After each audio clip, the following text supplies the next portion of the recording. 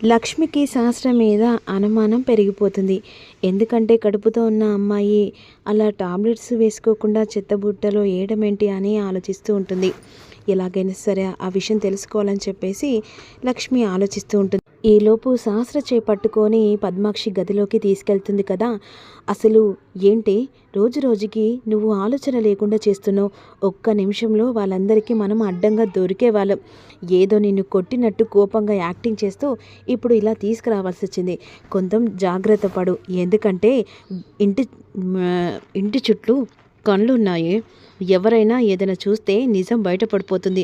నువ్వు కడుపుతో ఉన్న విషయం అందరికీ మాత్రమే తెలుసు. కానీ నీ కడుపు లేదన్న విషయం రాద్ధాంతరం అయిందనుకో, ఆ తర్వాత మనం ఏం చెప్పినా కూడా వినరు. కాస్త నువ్వే జాగ్రత్తగా ఉండవే అనే విధంగా శాస్త్రకు పద్మాక్షి వార్నింగ్ ఇస్తుంది. అయినా ఆ లక్ష్మిని ఎలాగైనా టార్గెట్ చేసి బయటికి పంపించాలనుకుంటే ఇప్పుడు ఏకంగా ఈ శాస్త్ర వల్లనే అది కూడా మిస్ అయిపోయింది.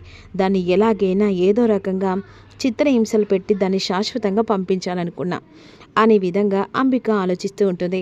ఇక మరోవైపు సహస్రమ్మ గురించి తెలుసుకోవాలని చెప్పేసి లక్ష్మి వెంటనే పాలల్లో కుంకుమ పువ్వు కలిపి పట్టుకొని వస్తుంది.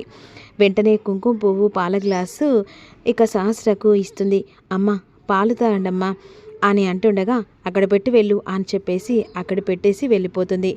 1 అవర్ అవుతుంది. గ్లాసు కోసమని సహస్ర దగ్గరికి వస్తుంది.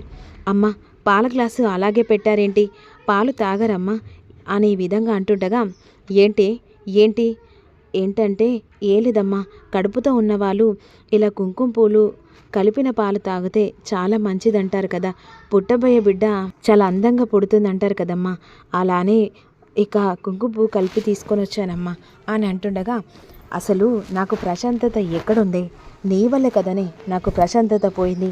కనీసం నీ కడుపుతో ఉన్న విషయం కూడా పట్టించుకోకుండా బావ గుడి చుట్టూ ప్రదక్షిణ చేసినట్టు నీ చుట్టూ బావ ప్రదక్షిణ చేస్తున్నారు కదనే, అసలు నా గురించి కనీసం పట్టించుకుంటున్నాడానే, అలాంటి దాన్ని ఇప్పుడు ఏకంగా నువ్వొచ్చి నాకు నీతులు చెప్తున్నావా? అసలు ఏంటే నువ్వు చెప్తే నీ వినాలే? అసలు ఒక పని చెయ్యే, నువ్వు చేసిన మేలు ఏంటి తెలుసా?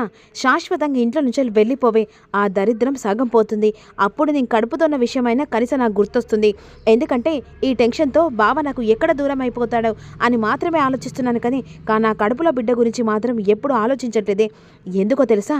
నీ వల్లే ఎప్పుడు చూసినా బావ నీ గురించి ఆలోచించడం తప్ప కనీసం భార్య దాని మెడలో 3 ముళ్ళు వేశాను, ఇప్పుడు కడుపుతో ఉంది, ఎలా చూసుకోవాలని కనీసం ఆలోచిస్తున్నాడని అది కూడా కావట్లేదు.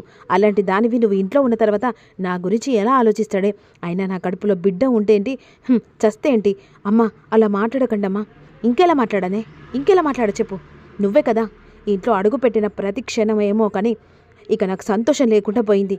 కనీసం బావ నీ కడుపుతో ఉన్న విషయం కూడా మర్చిపోయి ఏకంగా ఒక వట్టి మనిషిలా చూస్తున్నాడు. అలాంటి ఆలోచన తలుచుకుంటేనే ఒళ్ళంతా చిలకరిస్తుంది. అందుకని నువ్వు చేసిన మేలుంటే తెలుసా, ఇంట్లో నుంచి వెళ్ళిపో, అప్పుడు నాకన్నా ప్రశాంతత వస్తుంది.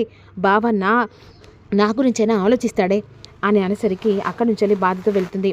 ఈ మాటలు వసుధ ఇంటూ ఉంటుంది. ఏంటమ్మా ఏంటి నీ తలరాత? అసలు నిజం చెప్పలేక బయట పెట్టలేక నువ్వు ఓ పని మనిషిలాగా అందరితో మాటలు పడాల్సి వస్తుంది. కనీసం ఒక్క మాట చెప్పి ఉంటే పరిస్థితి ఎలా ఉంటుందో కనీసం అర్థం చేసుకోమ్మా.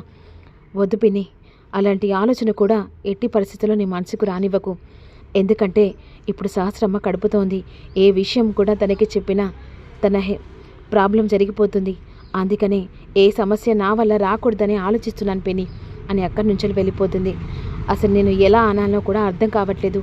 ఓపికతో కష్టాన్ని, నష్టాన్ని, మాటలన్నీ, అవమానాలన్నీ భరిస్తూ ఉన్నావు. ఆ దేవుడు నీ తలరాత ఎలా రాసి పెట్టాడో తెలియదు, కానీ ఇక గండంలాగా గడిచిపోతుందమ్మా అనే విధంగా స్వసుధాని వెళ్ళిపోతుంది. మరోవైపు అమ్మ శాస్త్ర డాక్టర్ని కలవడానికి వెళ్ళాలని చెప్పేసి ఇక పద్మాక్షి డాక్టర్ దగ్గరికి తీసుకెళ్తుంది.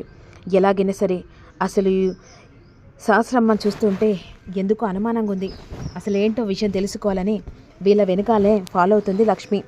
ఇక డాక్టర్ని కలవడానికి వెళ్తుండగా అదే సమయానికి ఇక మేడం మీతో మాట్లాడాలి, ఇంకో సార్ వచ్చి ఇక పర్సనల్గా పిలిపించాను, తను వచ్చి సహస్రను చెకప్ చేస్తాడు అనేసరికి సరే అని చెప్పేసి సహస్రతో ఇక డాక్టరు మాట్లాడడానికి వెళ్తూ ఉంటారు కదా. ఈలోపు సహస్ర బెడ్ మీద కూర్చుంటుంది. పద్మాక్షి వెళ్ళి మాట్లాడుతూ ఉంటుంది. ఇక డాక్టర్ వచ్చి తనని టెస్ట్ చేస్తూ ఉంటారు. ఈలోపు టెస్ట్ చేసి వెళ్ళిపోతాడు. అదేంటి తిను కడుపుతో ఉందని చెప్పేసి డాక్టర్ చెప్పింది, అసలు దీనికి గర్భసంచి కూడా లేదు కదా, ఇంపాసిబుల్, అసలు ఏం జరుగుతుందని చెప్పేసి తను ఏం మాట్లాడకుండా వెళ్ళిపోతాడు. అదే సమయానికి లక్ష్మి అసలు వీళ్ళు కడుపుతో ఉందని చెప్పేసి పద్మాక్షమ్మ ఇంట్లో వాళ్ళని నమ్మిస్తుందా, వీళ్ళు ఏదో దాస్తున్నారు, అదేంటో ఖచ్చితంగా తెలుసుకోవాలి అని విధంగానే అప్పుడు సహస్ర ఇక పద్మాక్షి దగ్గరికి వెళ్తుంది. ఏంటి సహస్ర, చెకప్ చేశాడా? చేశాడు. ఓకే, నేను ఆ డాక్టర్తో మాట్లాడేస్తాను. అంతేకాదు ఇప్పుడు నీకు ఇలా కౌంటింగ్ చేస్తే 3rd మంత్ వెళ్ళి 4th మంత్ పడుతుంది. అలాంటప్పుడు కాస్త ప్రెగ్నెన్సీ అంటే కడుపు పెరుగుతూ ఉంటుంది, నీకు ఆనవాళ్ళు కనిపించట్లేదు. మరి నువ్వు ఈ ప్రాబ్లం నుంచి సొల్యూషన్ ఎలా వెతుకులాడుకోవాలనుకుంటున్నావు? ఎందుకంటే నువ్వు కడుపుతో ఉన్నట్టుగా వాళ్ళని నమ్మించాలి కదా. అలాంటప్పుడు నువ్వు ఇట్లా కడుపు ఉన్నట్టు నాటకం ఆడాలి అనేసరికి ఇక్కడ లక్ష్మి ఆ మాటలు విని షాక్ అయిపోతుంది. ఏంటి అసలు డాక్టర్ ఏం మాట్లాడుతుంది? శాస్త్రమ్మ కడుపుతో ఉంది కదా, నాటకం ఆడడం ఏంటి?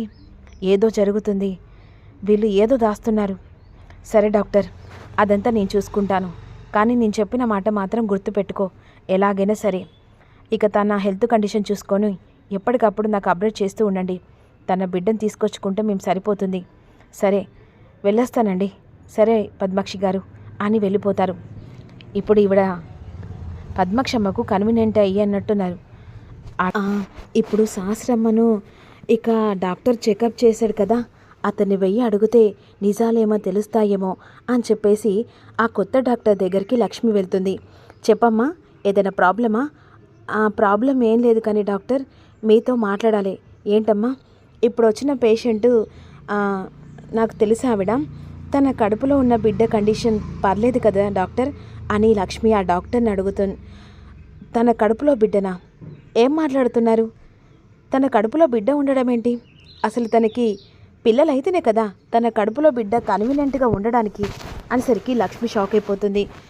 ఏం డాక్టర్ మీరు ఎందుకు అలా మాట్లాడుతున్నారు? అవునండి, తనకి గర్భసంచి లేదు. అసలు తన గర్భసంచి లేనప్పుడు తనకు పిల్లలు ఎలా పుడతారు?